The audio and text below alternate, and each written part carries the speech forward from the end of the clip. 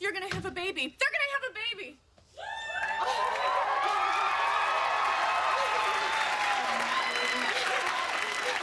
My sister's gonna have my baby! Surrogacy, moral or immoral? That is the topic of today's video. Hello everyone, I'm Nina Infinity. Welcome to my channel, and today we're going to be talking about a very heavy subject. We're going to be discussing the ethics and practice of surrogacy, what it entails, and why are people freaking out about it. Ultrasound pictures of life at 6 months. And the face of the baby that Daniela, already a mother of 3, will soon give birth to. But this time, she won't keep it. She is a surrogate in Colombia's capital, Bogota, for a couple in the United States. Commercial surrogacy, where a woman is paid to carry a child for someone else, is legal in Ukraine for heterosexual married couples who can prove there's a medical reason for their infertility. For me, I will say off the bat that I've always found the practice to be, for the lack of a better word, kind of creepy, okay? It's icky, it's creepy, it's weird. And I know it's not very eloquent, but that's the only way that I can think of to describe how I felt the first time I was introduced to the idea when I was a young teen growing up in the 90s through a little show called Friends. Looking back now, I can't help but wonder whether it was social engineering. It kind of checks out because it's a very controversial topic and medical practice in a very popular TV show, introducing an idea to a wide audience to make it more palpable and make it seem innocuous.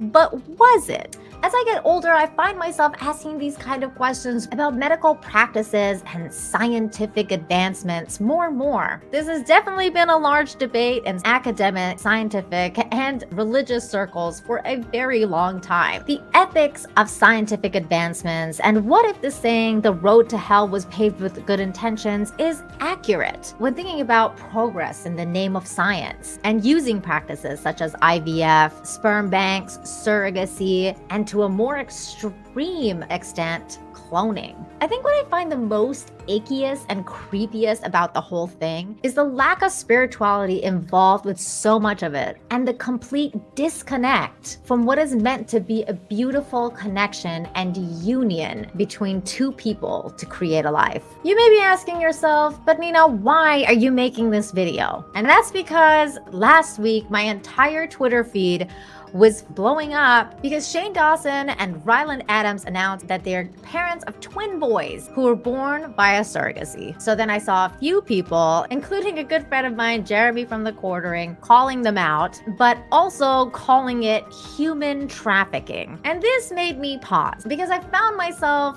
admittedly a little bit triggered by the idea of equating something horrific and nightmarish like child human trafficking with the intention of bringing a life to this world to care for it, however unconventional that may be. Now, I know some of you may be calling Shane Dawson's character and sketchy background into question whether he should ever become a parent, but that is not the topic of this video here. Shane and Ryland are just the latest influential gay couple to use surrogacy to have kids, but there are many more examples, including Anderson Cooper, Pete Buttigieg, I think I said his name right, and Dave Rubin, who in 2002 announced that he's having babies. He didn't have twins, but he had babies with his partner through surrogacy. So again, I find it a little difficult to equate human trafficking with the general idea of surrogacy. One of the most common points I've seen made has been that it is human trafficking because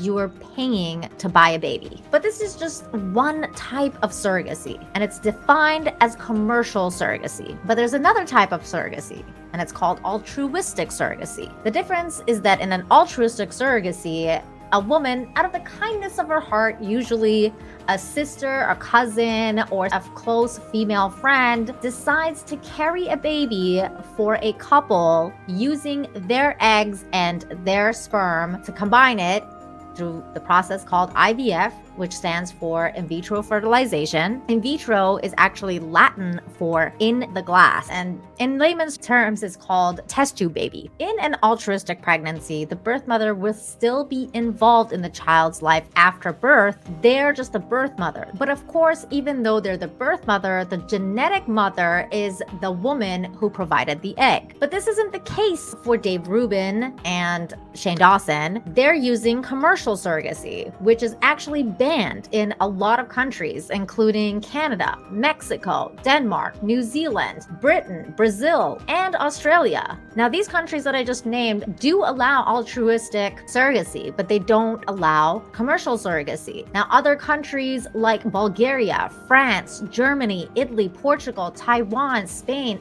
prohibit all forms of surrogacy. So the question becomes why? And I think the main reason is that taking a child from its birth mother and raising it can lead to children having major psychological issues down the line as they grow older. But there's no denying that there's a massive difference between altruistic surrogacy and commercial surrogacy, and the ramifications of commercial surrogacy. When looking deeper into the idea of commercial surrogacy, it does start sounding like human trafficking. As good as the intentions are, it feels somehow wrong and immoral. Still, I prefer to call things out as they are. So if you want to have a problem with commercial surrogacy, let's call it that and not conflate the issue with human trafficking. Words are important. And I believe if we start using terms like human trafficking to associate it with all types of surrogacy in general, it's muddying the waters and taking away from the seriousness of both issues. Now, circling back to the morality issue, as it stands, it's part an individual and societal choice. So the main question is, as a society and as individuals, do we want to walk the path of commoditizing human life? Science fiction has shown us again and again that this can possibly lead to a new form of slavery and a very dystopian future. I also think it's interesting to ponder about why it is that we can't accept our own limitations. Whether it's a biological woman unable to have children or a straight man who has low sperm count, we should be asking the underlying reasons why these things are happening and how we can remedy them naturally. Does it have to do with genetics? Does it have to do with vaccines? Or does it have to do with our diet and all of these hormonated processed foods that we're constantly consuming, and what kind of dire effects it's having on our bodies and our systems? And where do we as human beings draw a line into accepting our own limitations? Should a gay couple become parents? What are the ideal circumstances in which a healthy child is raised?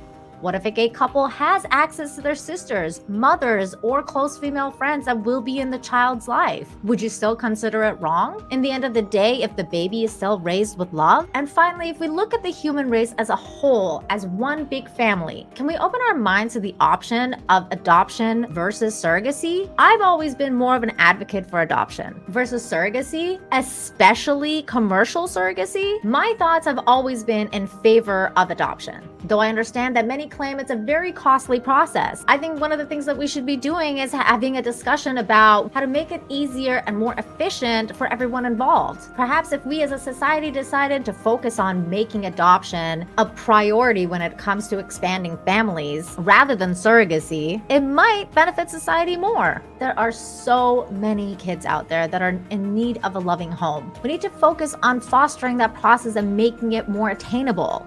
Interestingly, Friends also talked about the adoption process in the final season when Chandler and Monica decide to adopt a baby instead of using a surrogate, and the process they had to go through to pick a baby and so on and so forth. But we need to refine these things. If we question the aspect of commoditizing human embryos, should we not question the gradual and total commoditization of human beings? Shouldn't we use adoption as a solution for an existing problem instead of creating new problems because of our own collective hubris? Anyway, those are my thoughts on this. Let me know yours in the comments down below. And if you enjoyed this video, please smash the like, share the video, and subscribe if you're new here. Thanks for watching and have a great day. Bye.